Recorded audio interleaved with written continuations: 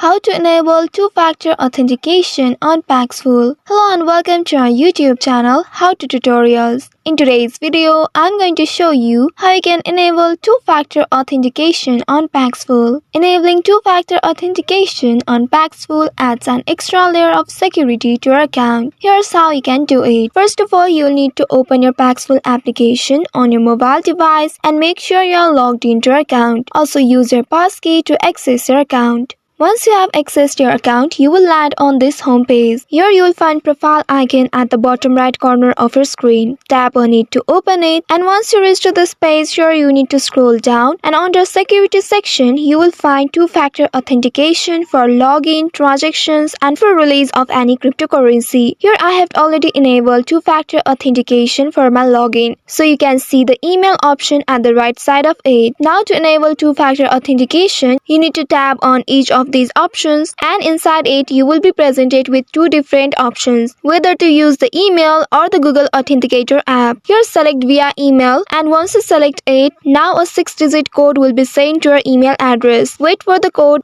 and once you get the code, you will need to enter this code in this provided box. Now once you enter the code, it will verify your code, and then you will see you have successfully enabled two-factor authentication for your transaction. Now come back to the previous page and follow the same steps in this third one. Tap on it to open it, and then select via email here. Then a verification code will be sent to your email. Wait for the code, and once you get it, enter it here. Once your code is successfully verified, you will be able to see you have successfully enabled two-factor authentication for release of any cryptocurrency on Paxful. So in this way, you can enable two-factor authentication on Paxful for different headings like login, transactions, and release of crypto. I hope this tutorial was helpful. If yes, don't forget to like, share, and subscribe to our channel. Also hit that bell icon to never miss any updates from us. Thank you for watching.